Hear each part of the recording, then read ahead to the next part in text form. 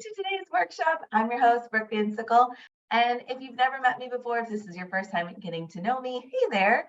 I'm Brooke and Sickle, as I said, the host here at Journey to Kidlit, which is an online platform that teaches thousands of children's book writers just like you across 35 different countries throughout the world every single month.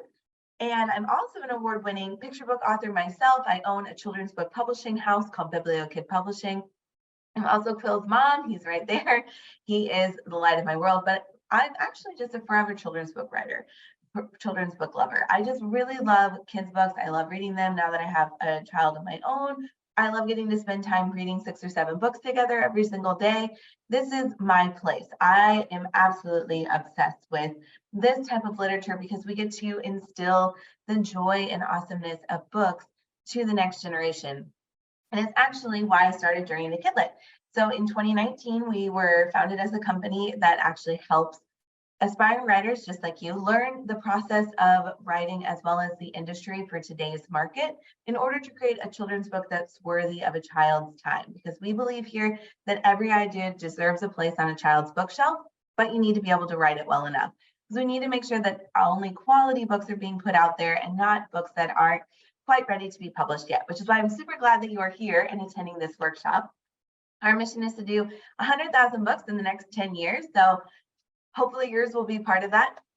If not sooner, it should be within the first year because you're taking this workshop. You're also a part of the Journey to Kidlit community, where I'm going to be giving you lots of tips and resources throughout our entire time together to help you move from this idea you have to a finished story and hopefully a finished product. So really, really excited to have you here.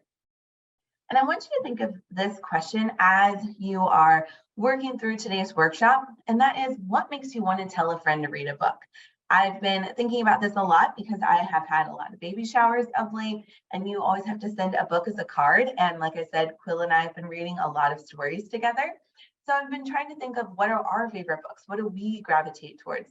And this is for the baby market, but when I'm thinking of my friends, when they have birthdays and their children are around 3 to 5, like what are my favorite picture books to send them? Or if someone asks me, what book would I recommend because it's summertime and they want to read something, or it's the winter and they're kind of feeling stuck at home and what do they want to read? And so I'm constantly having to ask myself, what are the best recommendations for stories when it comes to this?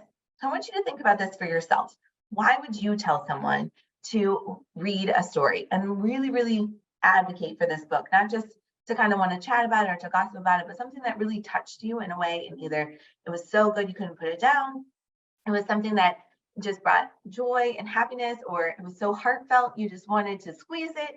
Whatever that emotion was that it invoked in you, what made you want to tell them about it? So write that down inside your workbook, or if you don't have it, just write it down on a piece of paper, because that's going to be kind of the driver for today's topic. So we're talking about the 3 things that make your story worthy of a publishing contract when we are going to be going through all the rest of those slides.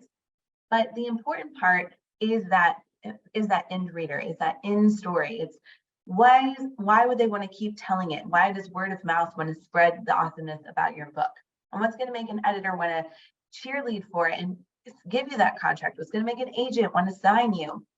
These are all things we have to think about later as writers once we've finished our stories, but it's important to put that away, put away the publishing idea right now, and just really focus on that story. What's going to make your story so great that when you're ready for the publishing process, your story is there, it's nailed, you're ready to actually move forward. As you're looking through this, I want you to think about this method. This is the method we teach throughout all of our resources, throughout our entire system. This is how we expect the writing process to go for you. And we have coined it polish.